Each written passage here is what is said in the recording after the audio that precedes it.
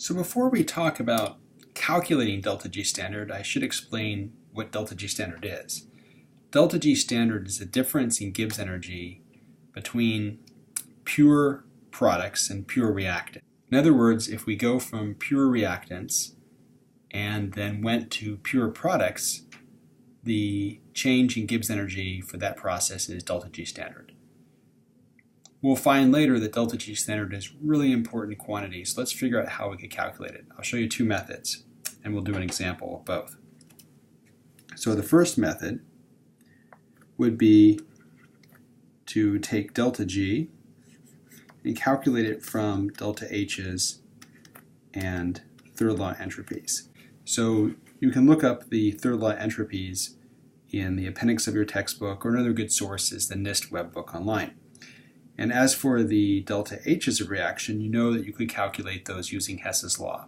Most typically, you'll use the heats of formation of products and reactions, products and reactants, which you can also find in either heat of formation data is typically found in an appendix to your textbook or in the NIST web book. And you can use Hess's law to use those heats of formation for the products and reactants to get the heat of reaction. So these are things that you've probably already calculated before. So once you have these two things, you can use them to calculate delta G standard. So delta G standard is just delta H standard minus T delta S standard. Okay, so that's the first method. The second method is even faster. Just as there are heats of formation, there are also Gibbs energies of formation. So this is the delta G standard for the reaction where you're starting with elements and forming a compound. So just as you can look up heats of formation, you can look up delta G's of formation either in an appendix to your textbook or in the NIST web book or some other online source. And once you have these, you can use those to calculate delta G's for a reaction. So delta G standard for a reaction is just the sum of the delta G's of delta G's of formation for your products minus the sum of your delta G's of formation for your reactants. Okay. You have to be careful here because, of course, you have to include both here and here, and here, any coefficients for your balanced reaction. So if you're producing 3 moles of a particular product, you have to multiply its delta G of formation by 3. Okay, so two methods.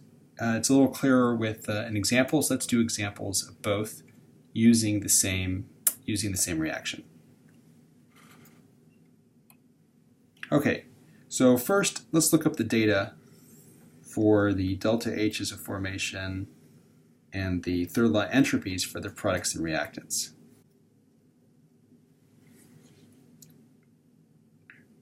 Okay, so now that we've looked up our data, let's do the calculation.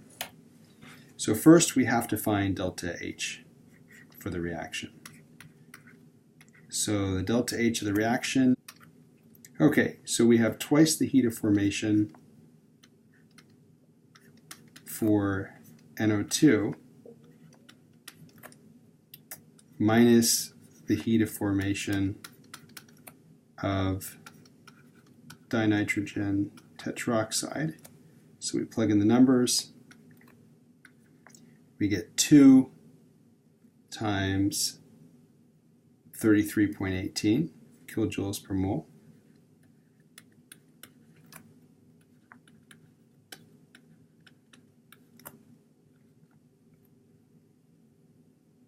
minus 9.16 kilojoules per mole. So this results in a heat of reaction of 57.2 kilojoules per mole. So we can see that we have an endothermic reaction. Now we calculate delta S. So that's the third law entropy for our products. You can see I was about to make a mistake there. I've got a coefficient of a 2 there, and I've got to include that when I do my calculations as we did up here. Okay, so we've got twice the third law entropy for our product minus the third law entropy or absolute entropy for our reactant, dinitrogen tetroxide. So we plug in the numbers and we're ending up, we've got 2.1 and we started off with 304.3. So that gives us 175.9. We didn't write our units here, but we can see that they're joules per mole per Kelvin. Joules per mole per Kelvin. Okay, so that's our delta S. So notice that our reaction's endothermic, but it does generate entropy. Okay, so now we're ready to calculate our delta G. And delta G for our reaction is going to be delta H minus T delta S. And let's put our numbers in here. And we have to be careful. We've got joules here and kilojoules here, so we're going to want to convert those to kilojoules before we go on. All right, so notice we do have a temperature in here, so we have to put down a temperature. Now, actually, these numbers we looked up are all for 25 degrees C. So let's put that. Let's put that all these numbers are at 25 degrees C, which means that really what we're calculating is the delta G standard for the reaction at 25 degrees C. Okay, so let's put these numbers in. We said we had a delta H of 57,200 joules per mole. So we made that conversion from kilojoules. We've got our temperature, which of course we have to put in Kelvin because we're not talking about a temperature difference now, we're talking about an absolute temperature. So 298 kelvins. And then we multiply that by our entropy change, which is 175.9 joules per mole per Kelvin. And so we can see that our kelvins are going to cancel, and we're going to end up with joules per mole and add that to joules per mole. Okay, so we end up with 4.8 kilojoules per mole. So notice that we had this reaction that in terms of enthalpy was really unfavorable, but because we have a favorable entropy term, the delta G ends up being not all that unfavorable. Okay, so that was our first method of calculating delta G standard.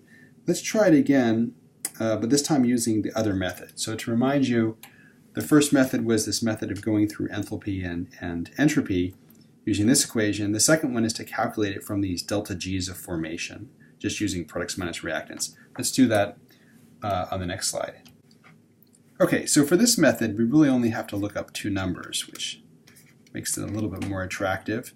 So we're going to look up the delta G's of formation for products and reactants. For nitrogen dioxide, delta G of formation is 51.31 kilojoules per mole, and for dinitrogen tetroxide, it is 97.89. Okay, and once again, these are numbers that are at 25 degrees C. Okay, so let's go ahead and see what the delta G for the reaction is, the delta G standard. So delta G standard is just going to be the sum of the delta G, standard delta G's of formation of products minus the sum of the delta G's of formation for the reactants. So let's put those in. So we've got the delta G formation for really just one product, NO2. Of course, we got 2 moles of that. We have the delta G of formation of our reactant. Okay, so we put in the actual numbers, and for the NO2 we said it was 51.31 kilojoules per mole, and for the dinitrogen tetroxide we saw that it was 97.89 kilojoules per mole. And that comes out to be 4.7 kilojoules per mole. So if we compare that to our previous result, we can see that it differs only by rounding error.